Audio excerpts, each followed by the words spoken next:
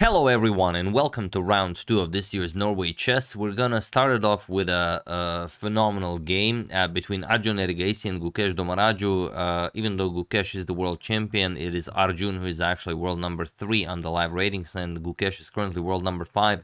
And even though this is a classical game, it's 2 hours per player, and then you also get increment. It's incredibly intense because yes, there is increment, but there is 10 seconds increment, and that is just not enough to calculate what happens in this game.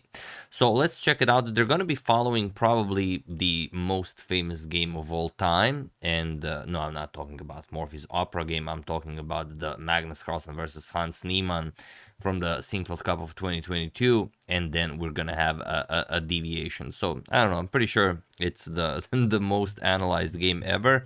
Especially with hard engines, but yeah, we'll see what comes out of it.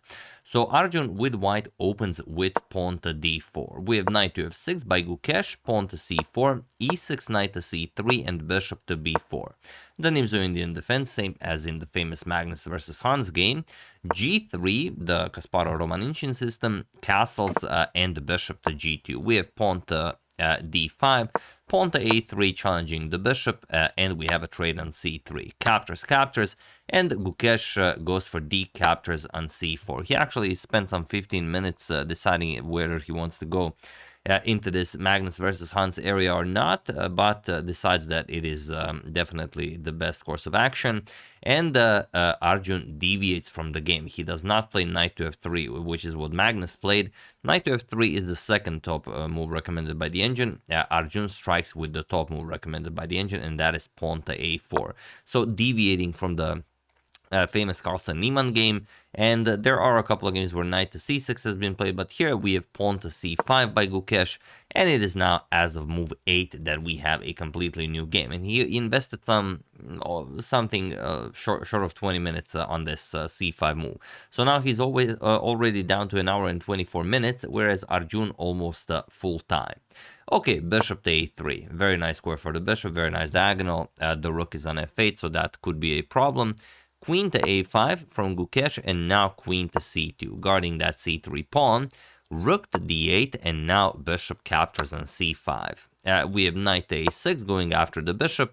Bishop to e7 attacking the rook and the knight, and now just rook captures on d4 as the c3 pawn is pinned, and knight to f3. You could also capture on f6 first, but Arjun decides to go this way, knight f3, rook to d7, and now he messes up Gukesh's pawn structure. Captures.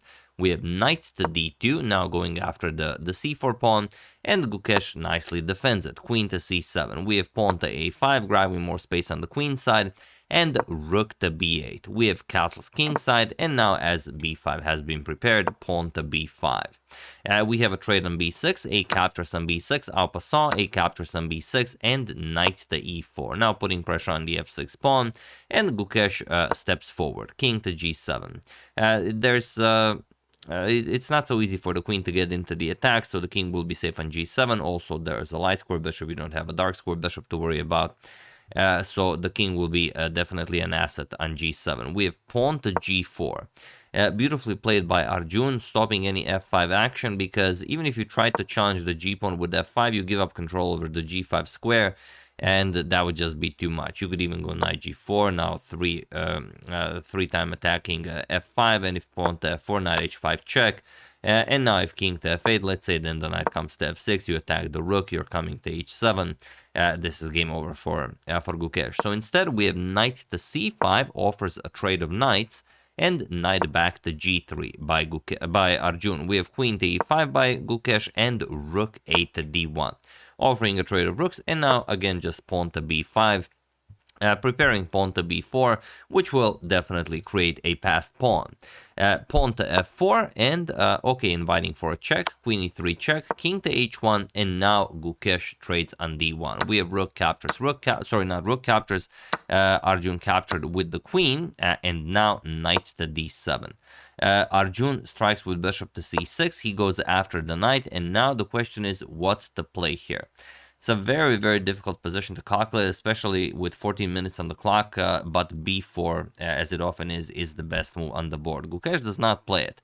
It's a very tricky move, but the point is that the knight is never being threatened, even though it's attacked twice. If you capture the knight, bishop b7 check, and you can resign this. You can play rook f3, but you know black will not care. Just captures. There's a passed pawn. Bishop captures an f3. Can be played whenever you want. Rook can come to d8. This is dead lost for white. So after bishop to c6, b4 was definitely the correct idea. However, rook to b6 by Gukesh. He's inviting a bishop captures on d7, so he can counter it with a very particular idea. But Arjun does not intend on playing bishop captures on d7.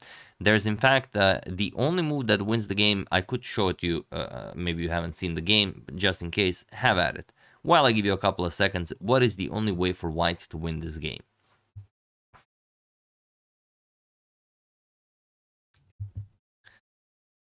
The only way to win the game is knight to h5 with check. Capturing on d7, of course, is met with bishop to b7. I mean, that's never a good idea. But knight to h5, this is very difficult to meet. King, wherever the king goes, doesn't really work. For example, if you go to f8, queen to d6 with check. Now you go to e8, bishop captures on d7. Bishop captures, knight captures with check. Only move king d8, and this is checkmate. So you cannot go to f8. King to h8 is what Gukesh plays. And now rook f3. Okay, first you attack the queen. Queen to c5, now attacking the bishop. But now bishop captures on d7 and rook to d6. So this was probably the position that both of them calculated to. And then, okay, after that, it's probably a draw is what maybe Gukesh thought, but Arjun thought that maybe there's more to this, and he played queen to e1. And indeed, this is the only way to look for a win. The queen is now coming to h4, knight is coming to f6, and the idea is to checkmate the black king on h7. So Gukesh plays bishop to b7. Again, if you go for material here with bishop captures on d7, we can just quickly show queen h4. And now, okay, you could try to run away with the king, knight captures on f6, king to f8, you're going to capture on h7 as well. Okay, well, that's pretty much it. Not much for you to play here. If you go king to e8, then again knight to f6 with check. You cannot go under the mask of the queen. So king to f8, and now knight to e4. You're gonna fork the rook and the queen. The queen can come to h8. The queen can come to d8. This is now completely winning for Arjun. So that's why after queen e1, Gukesh goes bishop to b7. He pins the rook, and Arjun strikes with pawn to e4. He prevents the bishop from having access to the rook on f3. Rook captures on d7, and now knight captures on f6. And you can't really move the rook, otherwise queen to h4 will be deadly. So rook to d3, preventing any rook h3 action. But even if you could play it, bishop captures on e4 could be tricky in many of the lines. So here, queen to h4, and now comes king to g7. And this is, well, it seems that it was too much for Arjun to calculate, because he also found a way to put pressure on Gukesh without calculating it all the way out. But you guys are, having fun, at home, or, maybe even at work. I don't know where you guys watch videos. Have at it. Win the game for Gukesh, for Arjun in the best possible way, while I give you a couple of seconds.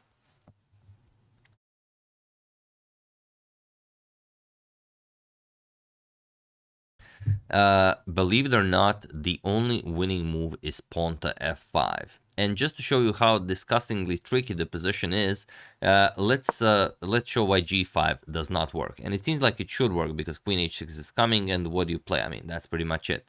It doesn't work due to bishop captures on e4. And now look at this, queen to h6 with check, you can play king to h8, and now the bishop is stopping queen h7 checkmate, and the queen from c5 is preventing queen to f8 checkmate. So here, if you persist with knight captures on e4, now look at this, rook d1 check, king g2, rook to g1 with check, king h3, and queen to f5 check, and there is nothing more you can do here. King h4, queen to g4 will be checkmate, and I mean, what a disgustingly beautiful position.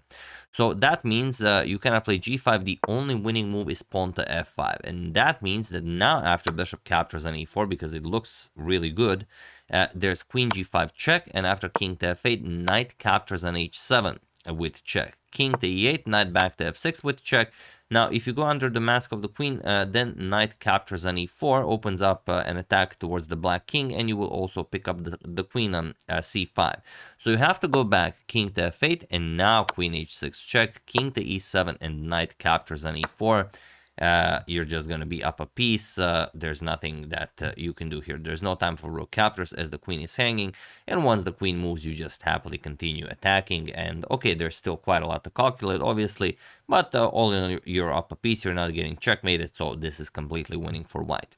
Gukesh was lucky a little bit here. Arjun missed this line. He could have invested more time, but he decided to go for rook captures on d3, as it also looks very, very winning. Plus, Gukesh is down to 3 minutes on the clock. C captures on d3, and now knight to h5 with check, king to g8, and now queen to d8 with check. Queen to f8 blocking, and here you have to continue happily attacking. Knight f6 check, and then queen d4. And good luck getting out of this mess with 3 minutes on the clock. But Arjun was materialistic here. He went for queen captures on d3. And now Gukesh strikes with pawn to f5. And he manages to complicate the things just enough. We have queen to d7 attacking the bishop. Bishop captures on e4 check. We have king to g1 and the bishop to d5. Gukesh played it with seconds on the clock, but it is by far the best move. And Arjun again should keep tension with queen captures on b5, but he trades down. He plays g captures on f5, which could be a problem if you capture with the pawn, as then the bishop hangs, or you capture with the queen and then queen g7 is checkmate. But Gukesh says thank you for the queen c5 check, and now I can survive. And also you get 10 seconds increment per move, so it's not that difficult. I mean, it'd be better if it was 30, but even 10 is okay. King to f1, and now bishop to c4 with check, king g2, and queen to d5 with check. Gukesh forces a queen trade. We have captures, and now king to f3. Pawn to d4. Interestingly, this pawn to d4 is the only move that doesn't lose the game for Gukesh, and it's not an easy move to make. You're already down a pawn, you have to give up another one, but you know, you have to clear up the path for the past b pawn. It's always about the b pawn. C captures pawn to b4 by Gukesh, king e3, and only now king to f7. We have knight to g3, king to e7, and king to d2, getting closer to that b pawn. And here we have king to d6. King to f6 would have been more precise. After king to d6, Arjun is once again winning. Knight to e4 with check, king to d5, and the king to e3, just nicely defending. Pawn to b3, pushing the passed pawn, and now pawn to f6.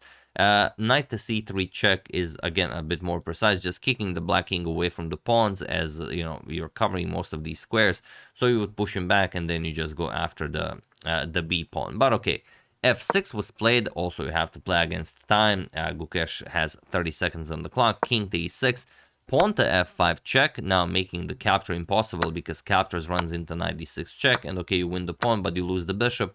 And now, of course, white is completely winning, as white is up a full knight. So after f5 check, king to d7, and now king to d2. We have pawn to b2, and knight to c5 with check. We have king to e8, king to c2, going after the pawn, king to f7, and now king captures on b2. And here you have to play bishop to d5 to hold the position. But who could figure it out? It's not easy. I mean, the position is a draw, but you have one pawn against 4 pawns. I mean, good luck holding that. Gukesh plays bishop to f1, and he's once again lost. He allows the knight to regroup. Knight e4, we have bishop to g2. Yes, attacking the knight, but now knight to g3. And Gukesh does win one of the pawns back, but pawn to h4. And now look at this. Look at this beautiful pawn chain, creating this massive fortress around the black king. There is nowhere that black king can go to attack the pawns. And that means that the white king has all the time in the world to just improve the position. And then, you know, at the end of the day, it's 3 pawns versus 1. That is completely winning. Gukesh went bishop to d5. We have king to c3. King e7. We have king to d3. And now king to d6. And that's all there is to it. Knight to e4 check was played. And he was in this position on move 62 that Gukesh Domaraju, world classical champion, resigned the game, as there is nothing more to be done here. So yeah, beautifully played by both of them. But I mean, what a game, Gukesh. He went boldly into that line, but Arjun deviated from the famous Magnus versus Hans game, and I believe, I mean, it definitely is the most analyzed game, perhaps even ever. Due to everyone having engines nowadays. But yeah, Arjun found already deviated from found an improvement, and in a crazy game with so many possibilities, Arjun was the better player today. So here you resign because if you trade, of course, 3-1 is winning. There's no need to comment on that. And if you go back, there's just no moves that black can make. Like whatever you play, you can't go here. Knight f6 picks up the bishop. You go king f7, then king f4, king e5, and yeah, I mean, there's just no move that you can make. So, of course, Gukesh knows this. After 94, he resigns, and Arjun takes a beautiful victory. Gukesh suffered his second loss in a row, so we'll see what he does in the next one. He did start with 2 black pieces, so now he will get the white pieces, but still not the best result. So yeah, that's the game. Hope you guys enjoyed it. What do you think? I mean, of the game, was it a good idea going into the legendary Magnus versus Hans game being probably the most analyzed game? Probably yes for both of them, but like I said, today Arjun was the better player. I would like to thank Nidi Kumar, Marcus Shib, Mariusz Klimek, Zeni, and Juan for your contribution to my channel. Thank you a lot, really appreciate it. As usual, you can check 2 of my previous videos here. Thank you for watching, and I will see you soon, continuing to check up the other games that are being played in this tournament, and of course your wonderful suggestions. Thank you all, I will see you soon, and have an excellent rest of your day.